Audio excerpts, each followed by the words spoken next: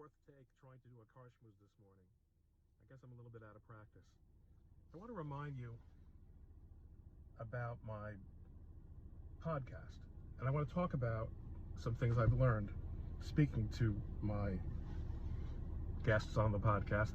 I've had great people. The connection, Coleman Nation, Coleman-nation.com, right?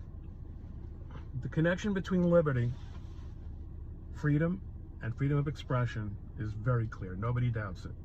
That's why censorship has been at the forefront of the corporate oligarchs that now control our country. Everyone seems to agree that for the time being, there is very little we can do about the federal government, the illegitimate government that rules us. The president is illegitimate. The courts are passive. Legislatures are utterly corrupt. The press isn't just part of a political establishment.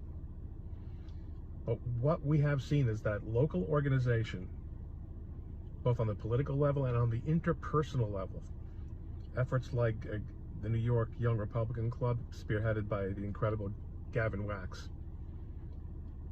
are going to make a difference. They're already making a difference. We've got to work outside of the boxes because the boxes have been sealed. The boxes are no longer working for us. But there are small pockets of oxygen. Local organization, school board level, state legislatures, local political organizations, and not like in Georgia, you have to have real people on your side. We can do this. We are doing it. Get personal, get real, stay local. Some pretty phenomenal storm here in New Jersey. I'm in Bloomfield near Clifton. Why? Why is it raining like this? Is it some special weather condition? Is it some front? Is God angry at my friends who keep putting off donating to Novominsk? I'm not a prophet or the son of a prophet. I'm just telling you, just look around at this and ask yourselves, what's your role? What's your responsibility? I'm not saying anything, I'm just saying. I'm sitting a little bit in traffic. You see things have gotten back to normal on Route 21 on the way to Yossi Gestetner's dinner. And I don't think he wants me to divulge the location. But I did think it would be a good opportunity for me to check in with you guys on the fundraising. Now, as I mentioned in a tweet, I want to make it clear to everyone, I'm not depending on social media to meet my fundraising goal. I have sent out the traditional letters to my contacts. Follow-up phone calls are being made to them. Will I meet my goal? God only knows. But I do think it was and is worth seeing what my friends on social media tell me that they value me, follow me, and respect what I have to say and my good looks. See, people will pitch in. I hope, if you haven't already, that you'll consider doing so. You know, if each of my 130,000 followers would just give $2, I would easily meet the goal. And several have already given, quite a few, substantially more than that. So if you just give $2, you don't have to worry so much about someone else not giving $2. Log in, give $5. Come on. For Ron Coleman. The link is below in the tweet, or above, depending on what you're looking at. I'll say hi to Yossi for you, and thank you again, whether you donate or not. Hi, I want to thank everybody who expressed their condolences and their thoughtfulness and their prayers regarding my having mentioned that it was the 11th anniversary. I actually said the 10th, but my brother then reminded me after the tweets were out that it was the 11th. Years aren't what they used to be, you know. Anniversary of my father's passing. Some people had the insight to connect it with my present fundraising campaign, and I wish I would have done that at the outset.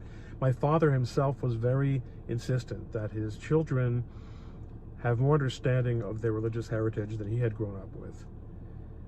And we did.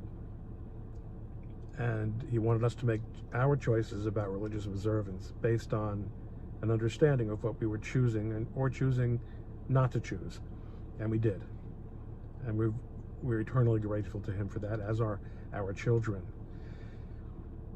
One of those children, one of my children, attended the Novominsk Yeshiva in Brooklyn.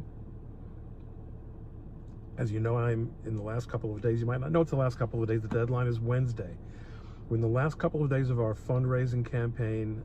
Don't be too scared off by the numbers that you see on the website. Money that's coming in through the regular traditional fundraising avenues is not being assiduously added to that.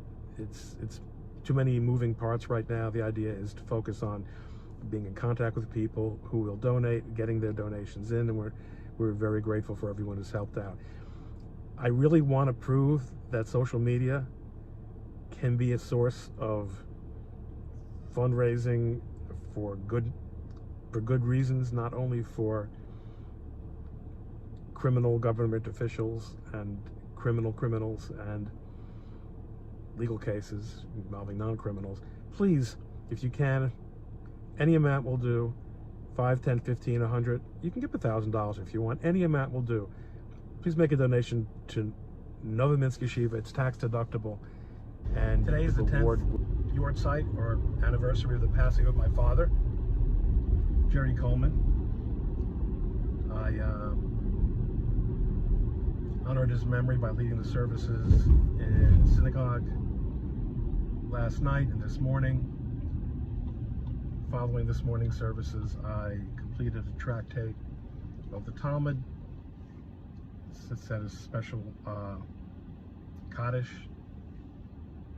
that is reserved for such occasions, in which serve to elevate the soul of the departed person. I miss my father very much, as everyone misses a parent who has passed, of course. Someone asked me after I tweeted last night that it was my father's 10th yahrzeit, when I make a video about my father. Instead, I referred her to an article I wrote many years ago. It focused on a couple of aspects of his life. When I say a couple of aspects, I don't mean to suggest that my father was a particularly complex or complicated person. He was, however, a deep person. He wasn't well educated. He had, I mean, except compared to everyone else these days, but didn't go to college. He graduated from New York public schools with a commercial course. They had academic, commercial, and trade. My father considered himself unjustly to be better fit for commercial. But then he was an orphan. He was raised by his grandmother from Czechoslovakia. He had no mother, he had no father.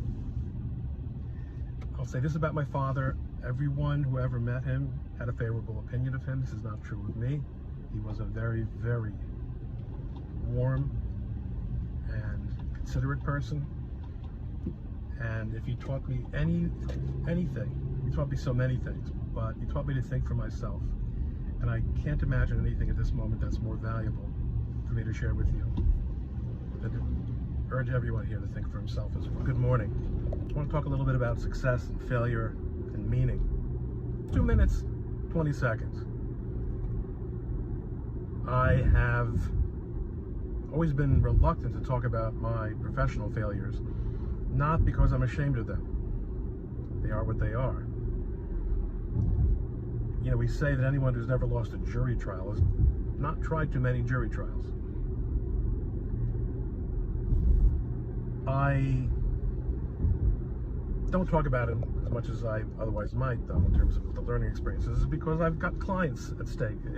They don't want me talking about what is ultimately a failure for them, whether it's ascribed to me or otherwise. It's not good for their business, so I can't.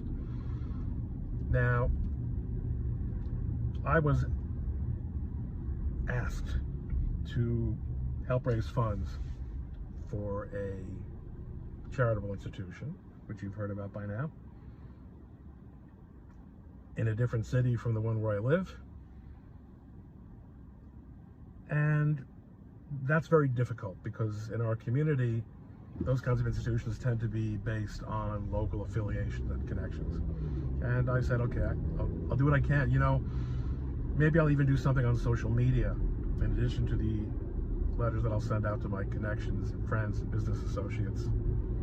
Because, heck, if each one of my followers even gave $2, now, of course, that's ridiculous, right? Because that's like the way they used to pitch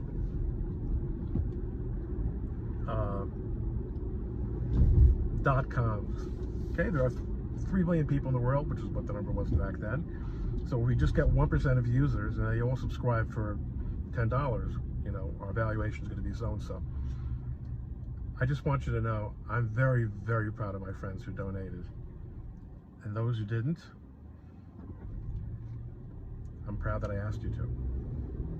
Thanks for your help. Hey, it's Ron. I'm beginning my journey to Washington to be on Timcast in real life. This is really exciting. This is the first time Tim and I will have met in person. We've spoken on the phone a number of times and communicated in various other ways, but never in person. And I've never been a guest on his show. I don't know what he has in mind. I don't know what he's going to ask me, what topics he wants to discuss. I've never actually seen the show. I've never actually watched a podcast. And I don't know if I've listened to, well, I listened to a bunch of podcasts about The Office. By the guys who were in The Office. One of the guys, the funny guy, about that show while I was doing Passover cleaning. Not that I know what The Office is. In any event, I don't have patience for listening to people unless, you know, the hands are completely occupied and I can't read. Anyway, like I said, like to say anyway over and over again, I'm going to be taking the Acela down to DC. I don't like to fly. Certainly, who likes to fly? And I think the Acela is a much more pleasant experience, and sometimes you get to hear our class enemies discussing their plans out loud on their cell phones. I heard something about Tim showing that Tim wears a beanie, and I'm not quite sure what to make of that. When I was a kid, they would say that Jewish people wore beanies, but I don't think Tim is a Jewish people. Maybe his beanie is different. Is this going to be the battle of the beanies? Well, looking forward to it. See you tonight at 8 o'clock Eastern.